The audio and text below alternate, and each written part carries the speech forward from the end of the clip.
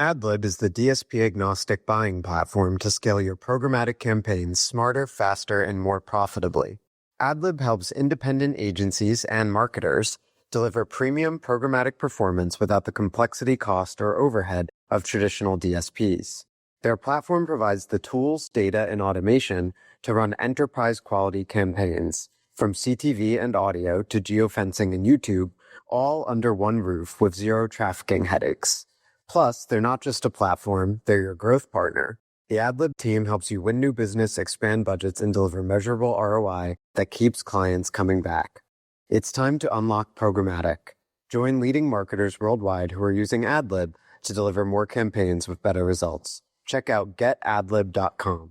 Welcome to Open Market, a podcast about building companies in the advertising industry. I'm Zappa, joined by Franchi and fellow podcaster, co-founder of Signal and Noise, and partner at Credera, Omnicom's transformation consultancy, whatever that means. It's Rio Longacre. Good to see you, Joe. Eric, been waiting for this. Looking forward to it. We only invite other podcasters on the pod now. That's how it works. Miles Younger last week.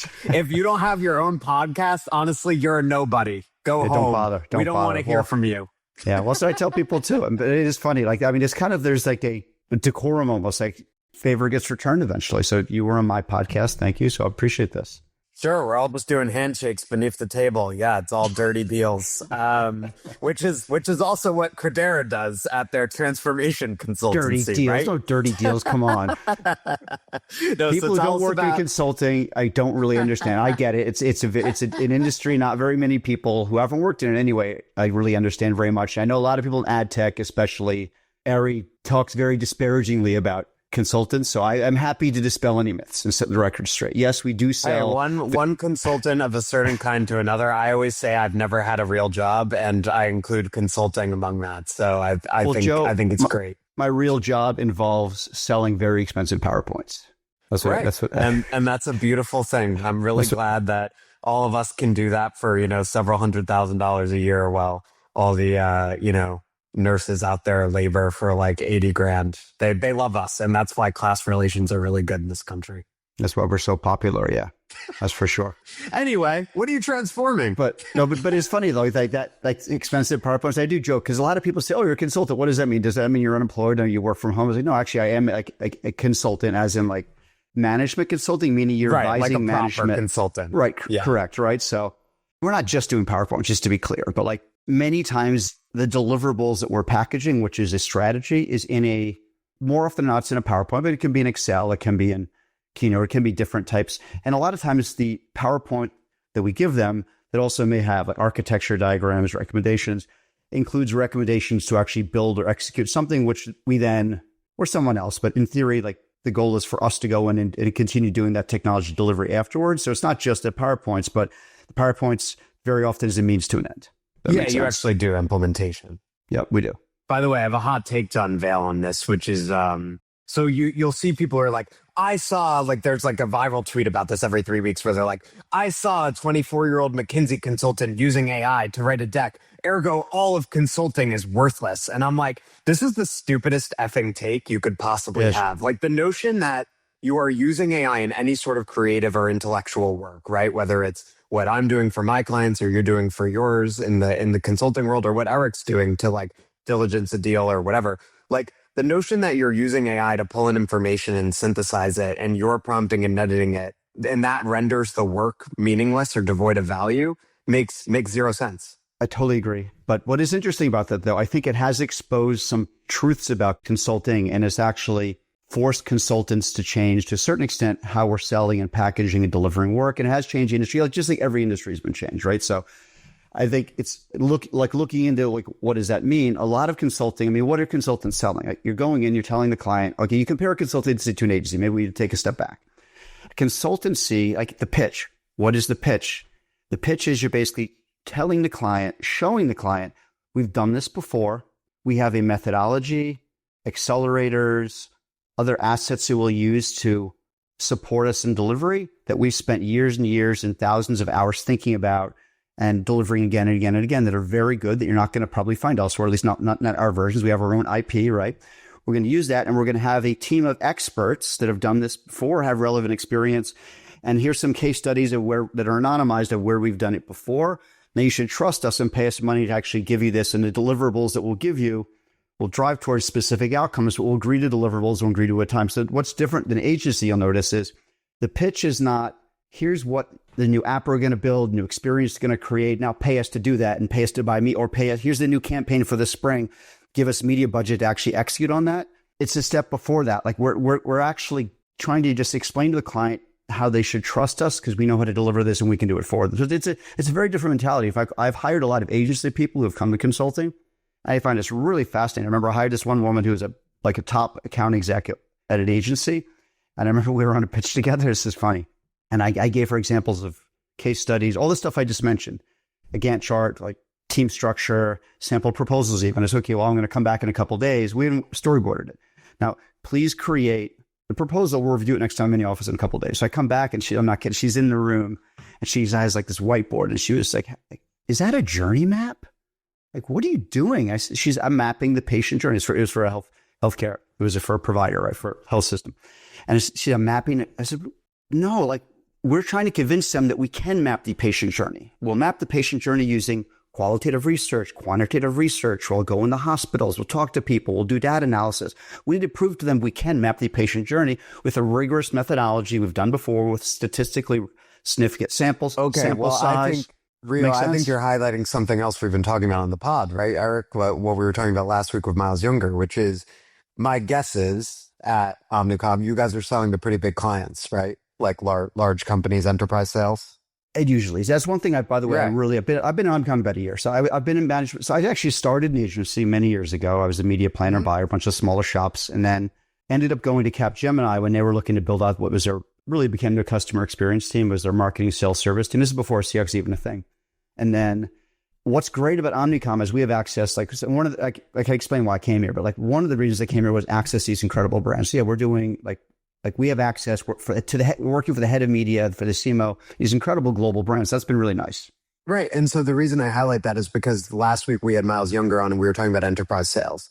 And what he was saying is like, look, with enterprise sales, what you're really doing is you're trying to convince someone who is usually pretty risk averse, right? And like has money to spend and needs someone they can trust. We've done this 100 times. We know exactly how to do it. We've done it for credible, like other clients whom you may view as your peers, right? And that is what you're sort of describing, is this mentality of not like, we're going to just rush off and go execute, right? Or we have some brilliant new idea or whatever, but actually just making the client comfortable enough to sign off by showing them, we've done this a million times before and we can map it out and yada, yada. Yeah. What you described as a consultative like sales approach that you really have to take in consulting if you want to sell this type of work. So yeah, for sure. And what I thought was interesting about this opportunity, like, Credera is about a 4,000, 4,500 person firm.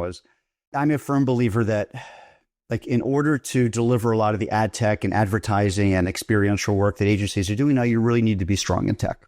So when my previous role, I was with a systems integrator that did not have a media arm.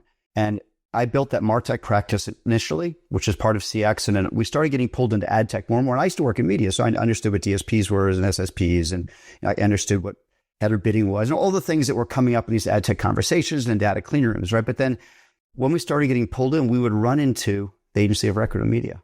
And if there's no way they were going to let us build technology as a potential, even though we weren't buying media, they still saw us as a competitor, right? So we'd run into that. And if we delivered something for them, it's not going to get used. So I realized, wow, it actually makes more sense to do this in a holdco or in a big agency where we can partner with the media teams and we can help them, we can deliver things together. And then not only can we deliver them together, but after they're delivered, we can work with the media teams and the marketing team and the media teams. Okay, what budget is going to go towards this solution so we can actually test it out and see the efficacy, see how this boosts ROAS or does whatever your other outcomes that you're trying to achieve.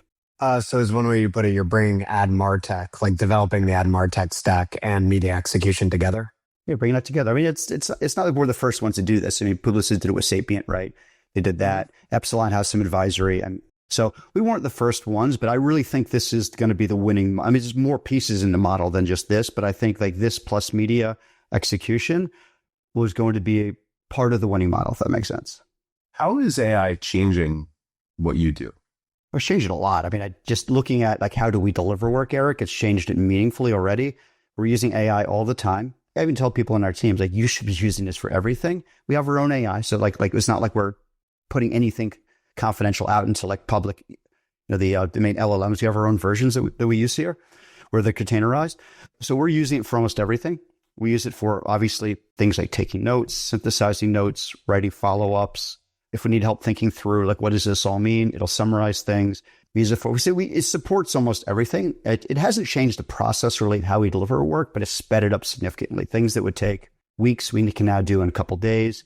And it's also changed the way a lot of times we even have to package and sell the work, Eric, too, which is interesting. So like before, a lot of consulting work was delivered time and material, right? Where you say, okay, it's going to say, here's the team, here are the rates for them. Obviously, we have our margin built into that. The client doesn't see the margin necessarily, but they can see what the rates are. They know they're paying that.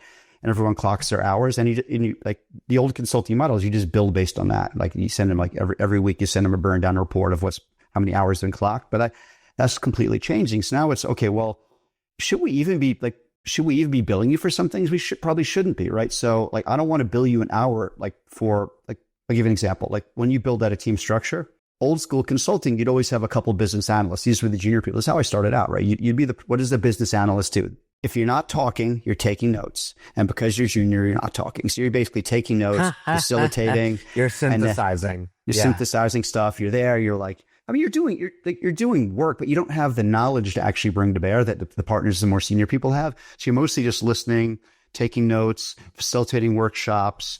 You're doing delivery and you're billing for it, but your rate's a lot lower. But you look at the consulting model, it used to be a lot of junior people who are billing at 100% and senior people who are billing much less than 100% at a much lower margin. So the way you take your margins is by having a pyramid structure, both in your projects as well in your consulting practices.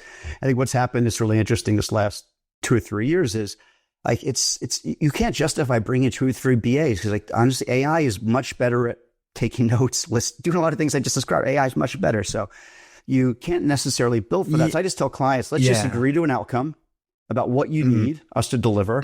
Let's agree to a time frame and we'll put the right team together. And like you tell us what it's worth for you to do this and we'll put the right team together and then we'll just work together and deliver it for you in the time frame you want. For me, that's generally a better way to sell anyway. I've always tried to do that. Even back when I was a writing freelancer, I would try to sell like outcome or deliverable and not sell time, right? Because when I started freelancing as a writer, like I could do stuff. I'm a fast writer. I'm not necessarily better than my peers, but I am faster. And so I could do in an hour what they could do in 5 hours. I was like, why the hell would I charge 20% of what they could do? I'm getting you the work faster and it's of the same or better quality, right? So charging per deliverable or per outcome, I think is generally better. The only amendment I would have to what you said, Rio, because it's very relevant to my line of work as well in marketing consulting, is that I think that because AI is so good at getting the notes and synthesizing, it makes the work we do better. And I think that's really important to articulate because to me, it's not just that it's faster, it's that AI has greater capacity than any human could have. We have the creativity. And so that's what you do is you pair human creativity with machine capacity.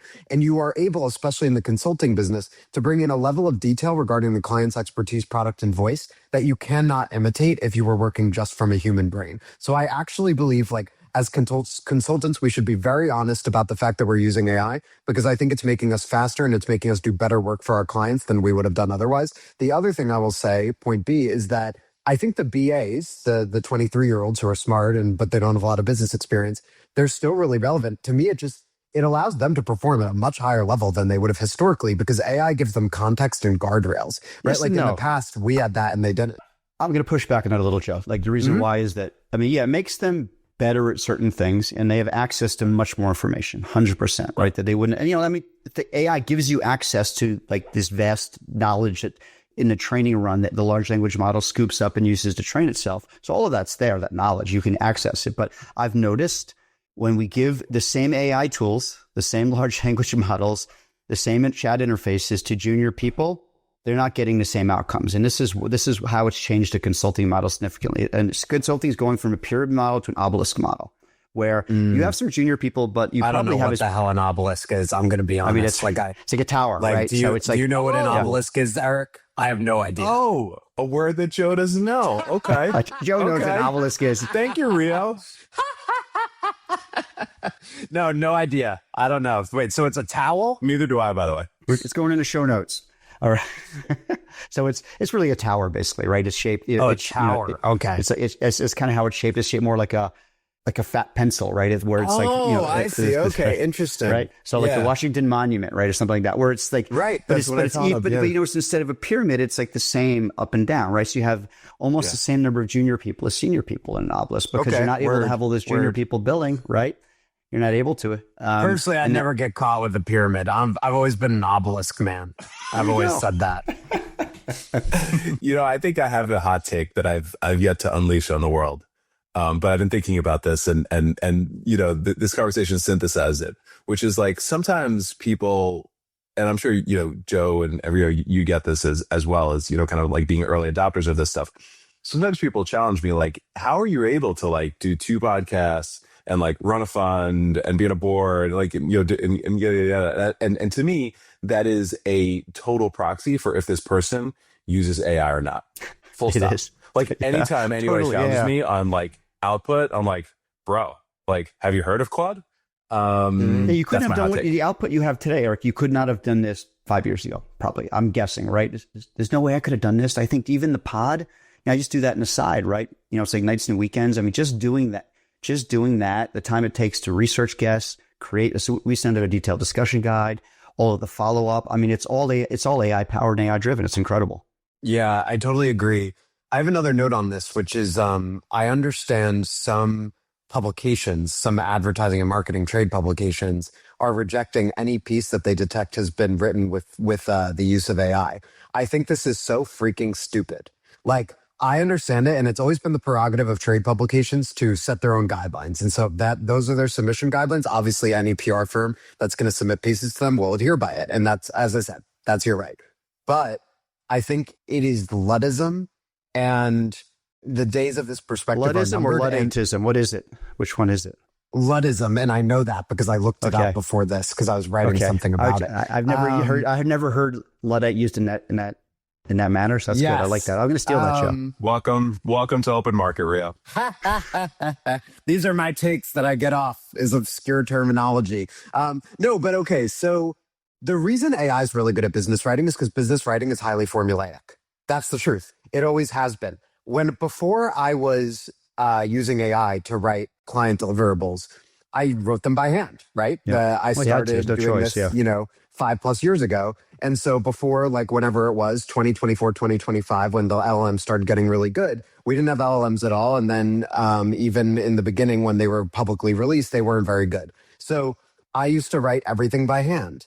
And the reason I could do it really fast was because it was formulaic, right? It's like a high school essay. It's like you got your intro, you got your 3 body sections, you're going to have your thesis that ladders down to those 3 body sections. You kind of know the skeleton and you're just filling in the bones and you're thinking and you're trying to write as quickly as you can think, which can be challenging too, right? And that is why AI is useful for business writing, is because it's highly schematic.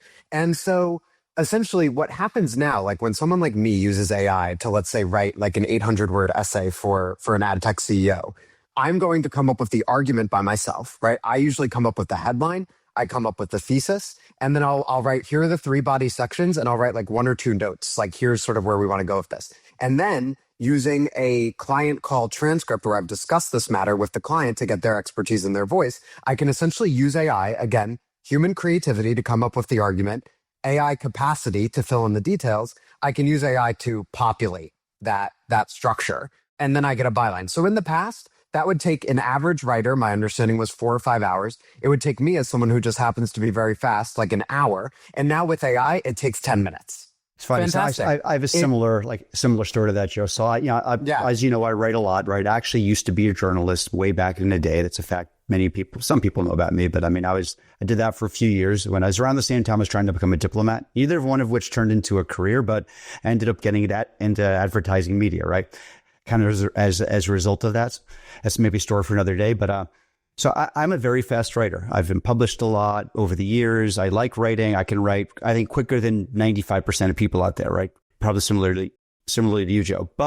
And I can see that in the amount you produce, by the way. Like, you have a love of the game and you love to like sound off on what's going on. And usually people who do that and who do it well are fast writers, because otherwise they would just never produce the volume they do. Totally. Continue. But with AI, it's much faster. So I just wrote that article. I don't know if you read it. It was about the death of the MarTech stack, right? And that did pretty well. I mean, I have 2 points, right? Point number one is like, I wrote that in about an hour, right? And granted, I dumped in a bunch of stuff I'd written before. I dumped in like 10 articles I really liked by people like Scott Brinker and other people I really respect. And I thought, okay, this is interesting. And I call that in the prompt, here's something I like in this article. I want to incorporate that and potentially quote it. And then it's funny. I just sit there, I'll turn on record and I'll dictate what I'm thinking for the article. Sometimes I'll talk for 10 minutes and then that plus all the stuff I drop in there, give me an outline. Give me the outline. Okay, so work in paragraph 1. I can rip through that in like an hour, maybe 2. And then I have to edit it obviously very carefully. So it takes a lot of like craft and skill still goes into it. But that would have taken me probably a week of like an hour here, hour there, at least a week of like overall time, maybe 5 or 6 hours of writing time and research time to do it. And now it's done an hour or 2. It's incredible. And the quality, to your point earlier, Joe, I think the quality is great of what I'm producing now. This episode of Open Market is sponsored by Sharp Pen Media. I've spent my career building and investing in ad tech, and one thing I've learned, great products aren't enough. Distribution is everything. That means meeting customers where they are with messaging that stands out. Sharp Pen does exactly that for ad tech leaders like Viant, TV Scientific, and many others. And full disclosure, Joe is the CEO of Sharp Pen Media, and I advise them, so you get to work with us. How cool is that? Visit sharppenmedia.com to learn more. Like, I want to address some of the criticism of this point of view.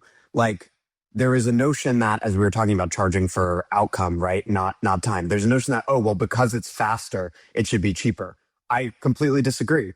The value is in the quality of the work and its impact, right? It's Luddism to say that, Joe. It totally is. But think about it. Typing's faster than like handwriting. So like when word processors came out, like I'm sure there were purists like, oh, you can't do that. It's not really respecting the craft. I'm sure people were saying that, right? But the fact is, everyone does it that way now because it's faster and it's easier and it's better. It has always been thus. It is the same as saying your accountant's work is less valuable because they have calculators. Like, or they have, Excel models. Like, it's a good analogy. I like that. What's value? Yeah, it is pure Luddism. Exactly. It's a like ideological objection to technology itself because it's viewed as threatening to the human's career. It is not about the quality or the value of the work. So to me, the work is just as valuable. And again, something I want to emphasize is I think the work is better because it can pull in a degree of detail about what the client thinks. That makes the work I now produce on behalf of my clients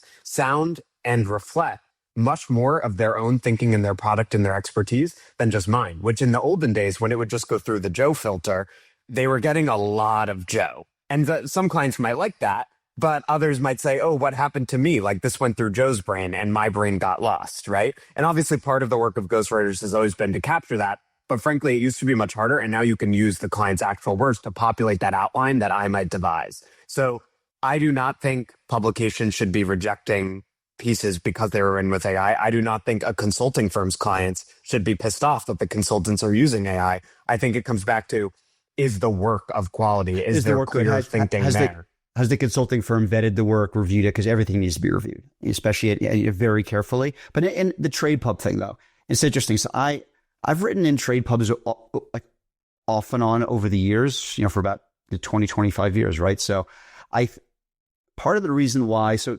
the Signal Noise, which is the podcast, the part of the reason, so we were always going to do a podcast because with Brett House, where we go back 30, actually we met right after college, right? So we go back like 30 years, right? So we wanted to do a podcast, but the reason why we created the content business is we were getting like, I don't know if frustrated is the right word, but the trade pubs, I mean, look, they serve a purpose. I'm not going to say they don't, and they put out some good content, but like, I'm generally not super happy with the editorial process. It can only be 800 words.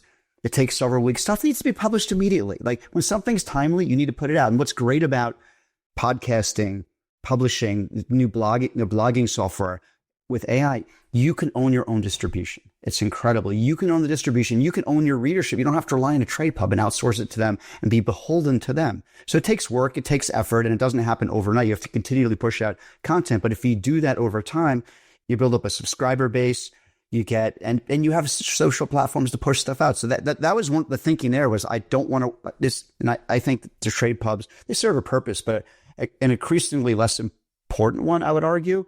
So I think the ability to self-publish is incredible. And I agree, they should probably catch up with the times because I think they'll be in trouble. It all goes back to executive evangelism. Be your own evangelist, go directly to your audience, have a newsletter, have a podcast, write on social, because yes, it is ridiculous that as the CEO of a company or the partner at a consulting firm or a venture firm, you should be spending 3 times as long to do the same work with the same quality of thinking just because a journalist doesn't like the fact that you used AI to write it. Yep. Makes sense. Yeah. You should. And you shouldn't, you as a CEO or as a leader, you can do it. Everyone has access to the same social tools. Everyone has access to the same AI and large language models and other AI tools to help to support you. It's incredible, the democratization of the content production and dissemination right now. So like everyone has this at their fingertips. There's no reason not to do it. And if you can't do it for yourself, hire me to do it. Hey, hire someone to do it. So you are very interesting in that regard. And this is part of why we had you on, is because you are a great evangelist for yourself and your ideas and for the firm you work for. And so I'm curious how you view that in the agency context. Like, obviously, as with anyone who does a ton of evangelism, this is something you love to do, right? I bet, like, we had Miles from U of Digital on. He was saying, this is the thing I would do if I didn't get paid. And I'm the same way. Like, I've always written stuff I would, even if I weren't getting paid to do it. I just love to sound off and subject other people to my opinions. But talk about how you view the value of that work for a holdco and like whether holdcos should be doing more of this. You're correct. I would be doing it regardless, right? I like doing it. I have fun doing it. I want to get my voice out there, and it helps me think through things as I research them so I get a better understanding of them. And it actually makes me a better consultant and better trusted advisor for my clients going through that. But how does it help a holdco? How does it help a consulting company? I think it helps them in a meaningful way. And what I mean by that is one-way consulting is changing. It used to be like, why would a brand work with a McKinsey? Because McKinsey has that trust. And they know, hire McKinsey, and they can put anyone from McKinsey on and they have a process for doing this. They have a recommended team structure. They have accelerators. They have smart people. They can throw it in, and anyone in McKinsey, in theory, can deliver this strategy deck for me. I think what's changing is clients that Mimi talked about, that the guy sees the consultant in an airplane researching stuff. And that's actually not incorrect. Like we would joke in consulting, you first week on the project, you're learning about the subject because you may have never worked in industry before. You may know nothing about this type of business. You're researching on the plane, right? So we joke about that. But you don't want junior people who don't know what they're talking about. They want senior people who've done this before, who've worked in industry, like increasingly. And like, they don't only want those people selling to them.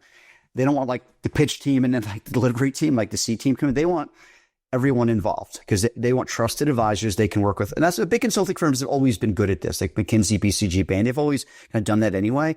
I think generally across the industry, and I think in agency land, this is happening too, that clients are expecting trusted advisors who know their stuff, who have done similar work with different clients and can really bring those years or decades of learning in. I think that's increasingly important. So I think it's changing. As the industry changes, team structure changes, the tools we have changes. I mean, it's really changing everything. Part of that, I guess, to bring this full circle, is being able to point to content and give it to clients and say, "I'm an expert. Here's proof." And it's funny when I joined Omnicom, you have to declare any IP you have. And I actually said I had this podcast and this blog, and they reviewed it. They said, "Well, why should we allow you to keep doing this? We don't. Anything you produce in theory and in an employment agreement is owned by the company." They were great. They said, "Okay, well, you need to show that this is actually helping drive value for clients," right? And it's funny, like really early on, we had a pitch with a client, and there's a bunch of articles that I wrote on CDPs, customer data platforms. So we actually sent a couple of those. We combined them into a white paper, sent them to a client, and sent a podcast episode with one of the CEOs. And the client came back and said, "This is great. I need help thinking through this. Yeah, I need you to help." And then we ended up getting a work order for I think it was a 2 or 3 month project right away with a big team. Help think through a really thorny question about customer data. Do they need a CDP? Was the one, what is the role of identity? So all these questions that came out in the article that made the client think, and like, there's no way we would have won that work if we hadn't had that. So again, the good consulting firms, I think, always have kind of sold based on points of views, but increasingly it's becoming like a requirement for all consultants to do this, in my opinion. I think in business, media, politics, culture, I'll just go quickly, Eric, the brands are becoming less important, and individuals and their expertise and their voices are becoming more important, right? And that's, to me, what you just said illustrates that, Rio, is that, of course, like Omnicom, for example, is a great brand, right? And that's going to remain, and that's going to be really important. But the individuals who compose Omnicom, you guys are also all individually more important than you used to be because you're visible, And in the olden days, that wasn't the case, right? Like individual partners you wouldn't be seeing them every day sounding off on LinkedIn. So you would have to say, I trust the brand. But now you can look at the partner at Omnicom versus the partner at WPP versus the partner at McKinsey or whatever. And you can say, who do I want to work with? And that's based on their expertise and the content they're putting out there. So it makes perfect sense. And I think generally in the industry, it's not been an industry where people have felt that they can do that.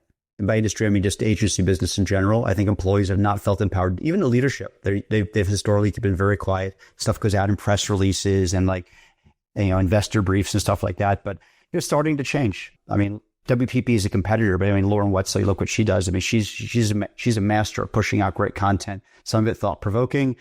Sometimes it can be almost like she attacks a little bit, but I mean, she's got strong game. So I admire that. Right. So I think I think that's changing. There's an understanding that like not only just ad tech, and you've done a great job evangelizing in ad tech, how like this executive led communication. I think it's starting to happen more everywhere.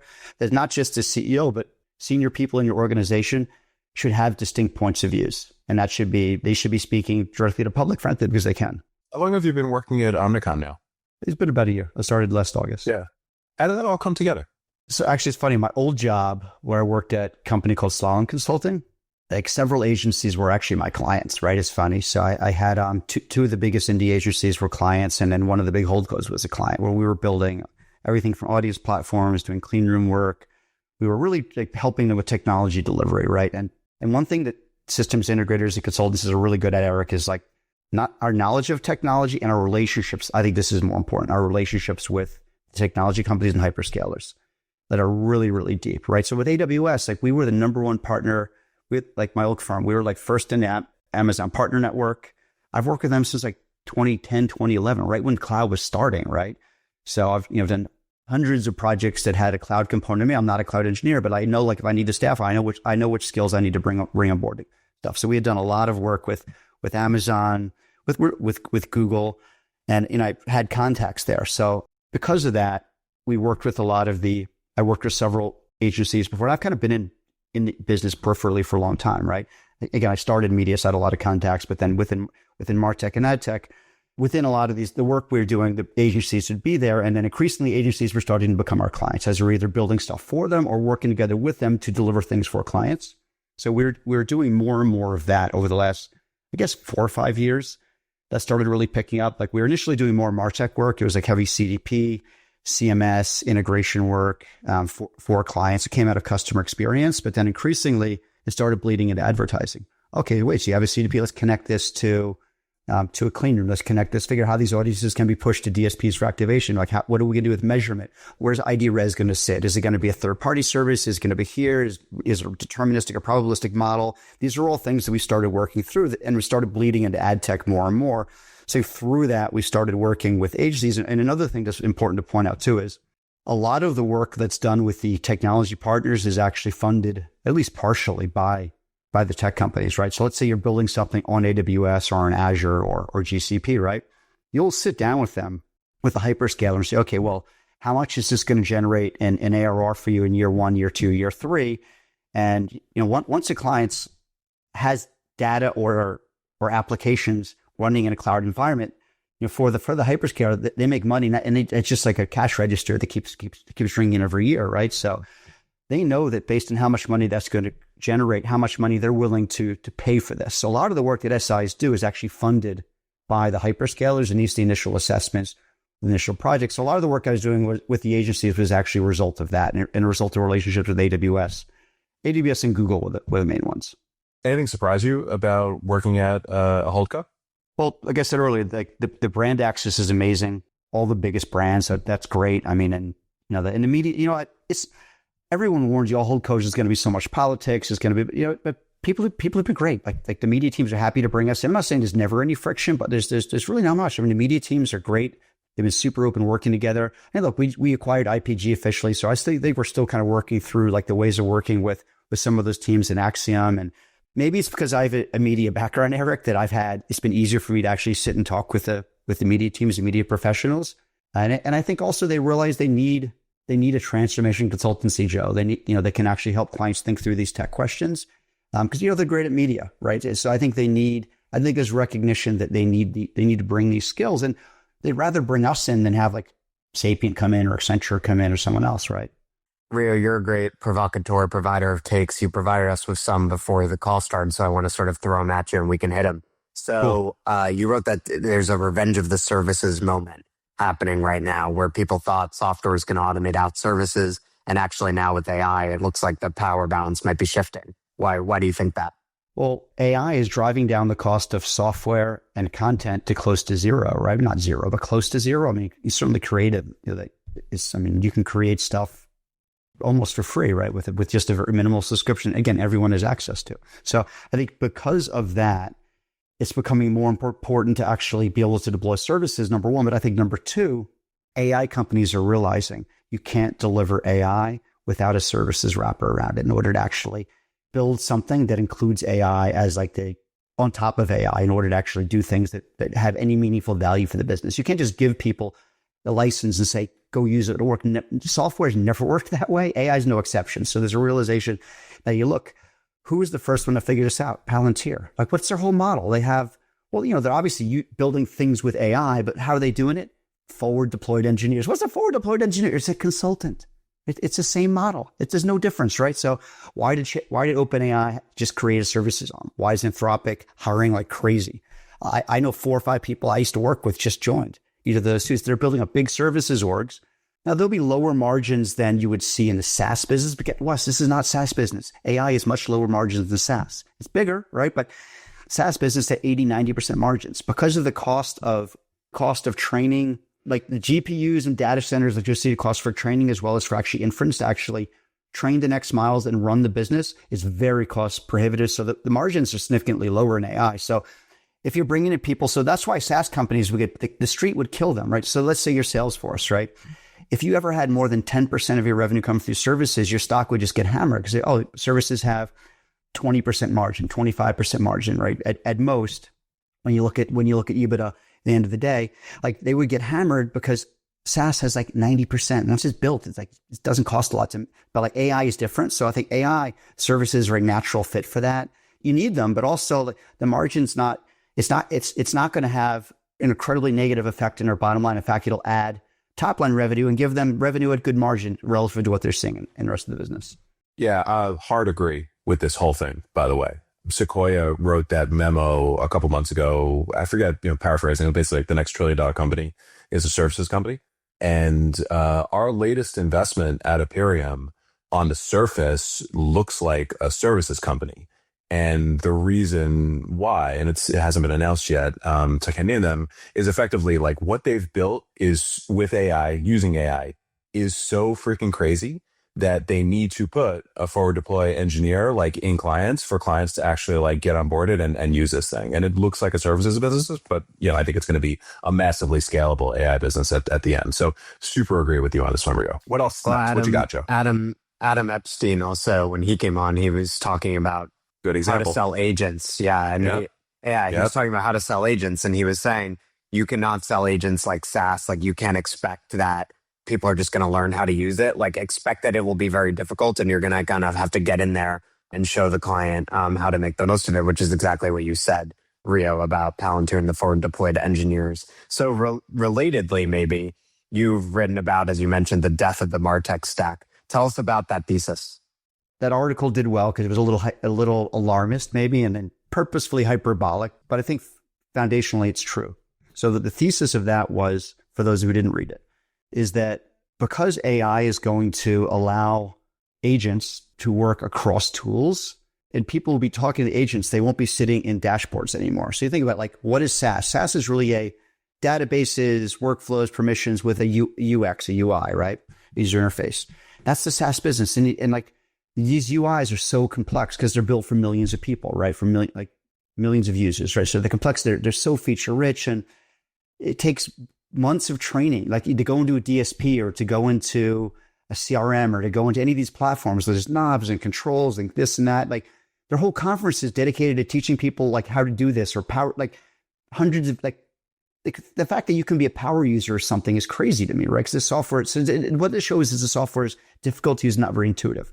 The AI is changing that. That was the thesis, is that because agents will be running on these, everything is going to have to become headless, meaning there'll be no UI because the agent will be interfacing directly through like API or MCP server directly with the databases and all the information in the SaaS tool. And Salesforce just went headless, right? So the death of SaaS, the thesis is that probably swarms of agents, right? Or teams of agents. They'll be sending these agents out to do certain things. The agents will be skipping across platform. Agents don't care if they're in the CRM or the ESP or the and you can list out all these acronyms, or the DMP or the DSP or the S. Like, they don't care. They're just going to go across and do what they need to do, get the information they need in order to accomplish the task that you're asking them to do. So because of that, the UI dies. And because of that, the business model of SaaS starts to crumble because you can't sell seat licenses anymore. Yeah, and it's similar to what you guys at Aperium have been writing about in regards to the potential emergence of like an integrated media platform, right? Like one platform that sits across all this stuff and helps you navigate it. I feel this now as I use software. Like whenever I use something and it can't just like do what I want, I'm like, why can't I just tell it what I want and then it does it, right? Like the LLMs have like broken all of our brains as it relates to SaaS. SaaS now seems as ridiculous as like 15 years ago it would have seemed when SaaS became a thing, to be like, someone's got to come and install this shit on your computer. You're like, what the hell are you talking about? So yeah, it's a giant leap forward. Now, I'm not saying SaaS companies will die. They won't, right? I mean, like, just because you can create a CRM for yourself, I mean, but even think about it, the concept of software is changing. You can create a CRM. It won't be a great CRM, and it won't maybe have all the security things or features you'll need to deploy in an enterprise. Probably not at all. But if you need a CRM for something specific, you can create it immediately and deprecate it immediately. So like software now becomes like low cost, sometimes almost no cost, and ephemeral, which is kind of crazy. So, but SaaS will continue, I guess it was my point. But like the business model of selling seat licenses and have 80,000 people to support I think Salesforce, 80,000 people, that whole business model gets challenged and they end up being smaller companies with headless solutions in the future, is my opinion.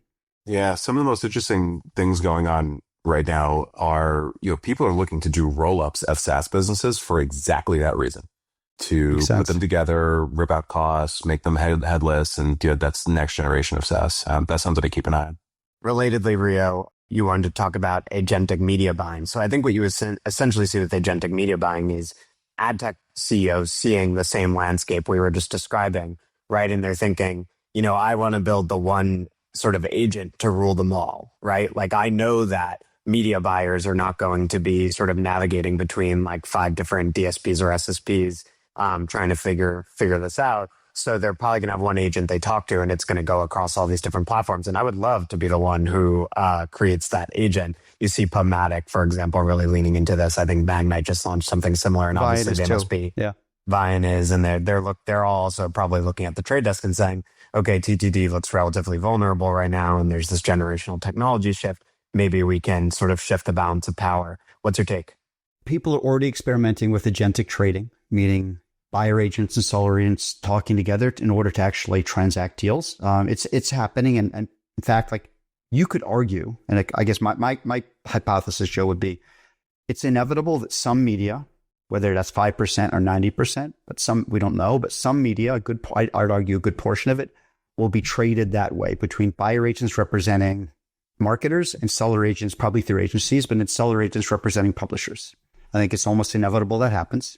Now, in the agency world, I'm not talking specifically about Omnicom. I don't, certain things I can and can't say, but I think generally in the agency world, there's a belief that if we can do this, we can cut out a good portion of ad tech. So you think about you're not paying an SSP fee. And then in theory, that gets passed off to the client, or that could stay in working media, plus all the other tech taxes that come out. Now, I'm not suggesting that's happening now, but there's a belief that it could potentially happen, right? Not to all media, but to some media that you could buy this way. So, I mean, you talk to certain people like Dr. Fu, right? He'll even say like planners and buyers should be doing, say, going directly to the platforms, meaning the walled gardens, as well as the streaming publishers and the places where you have owned and operated inventory. You can go directly to those portals. I mean, they're not really, you can call them DSPs, to those portals where you can make your buys. Why not just do that separately with them? A lot of media, you could argue, could be transacted that way almost right away. Once you figure out how to get the agents talking, where you can't do it is when you get into scaled buys, right? Where you're like, okay, well, how am I going to buy scaled inventory across 5,000 or 10,000 or 50,000 websites, right? And then you get into the problem of identity and frequency caps. That's what DSPs do, right? I mean, like the fact that you're aggregating all this inventory in one place, I mean, that's why DSPs, they prioritize IDs, right? Because they want to be able to say, okay, we're going to cap this person at 10 exposures because we're going to be like advertising across all these different places. And we don't want to do what's right for the client, do what's right for the consumer experience, and not bombard people too much. So you can actually, there's a lot of things that DSPs do that would not be replaced in this new environment. So I think there's still going to be an important role for DSPs, but it's certainly, I think the amount of media and inventory that goes in open exchange, I think it inevitably will be less than it is today. It'll only be for the scaled stuff, and all the stuff that can go direct. I think it probably will go direct agentically at some point. That's my hypothesis. Rio, every time I see you either at a conference or online, you're wearing like the flyest hat. It's like straw with a brim and like a black band around it. What kind of hat is that? Because I want to buy it for Jeff. So I'm trying to cover my bald head, Eric. I'm bald and proud. So good. Do you know the hat? I'm going to go grab it. Let me go grab it and I'll tell you the brand. Hold on. I've been meaning to ask this guy about the hat. We can't all have your hair, Eric. Some of us just have bald Italian grandpas and we just came out this way. Okay, so this I don't know what to tell you. This is ableism. This is the hat you mean, right? And by the way, I get so many compliments on this hat, including Lupus Scallis accused me of stealing his hat, which I did. I did not steal it from Lou. He's got good hat game. So the brand is Begali, and this is made in Ecuador. It's a Panama hat made in Ecuador. I went to this there's like a men's clothing store. It's funny. I wasn't even looking for it. I was looking for a jacket, and I was like, that's a sweet hat. And so I ended up buying this. And I'm a huge fan. Because I have a couple other hats, but I wear this all the time. I love it. This is your trademark hat. I love this hat. I think Joe would look good in the hat. I think you could do it, on Joe. your obelisk and import it from Latin America. We're proponents of global capitalism here. All right. That's it. I had to ask that question. There's the pod. Rio, thank you very much. You're awesome, bro. Well, so this is fun. So if you get any, I'm curious to hear what kind of like hate mail we get because of the hypothesis we just talked about agentic trading and stuff. Because it's interesting. I published a couple white papers on it. Some clients did reach out to say, oh, we're very interested in this. And I had some people reach out with spicy opinions. So I'm curious to hear, because it's not happening, but I do think it is in some way will be an inevitability, which we'll see over time. So I'll be curious to see what kind of reception this gets when it's dropped in a couple weeks, Joe. Well, we're still recording, so people, add us in the comments, at Rio in the comments. Let them know how much you agree or disagree. Follow us on YouTube or LinkedIn, and Obelisk is a tower. Take care, everyone.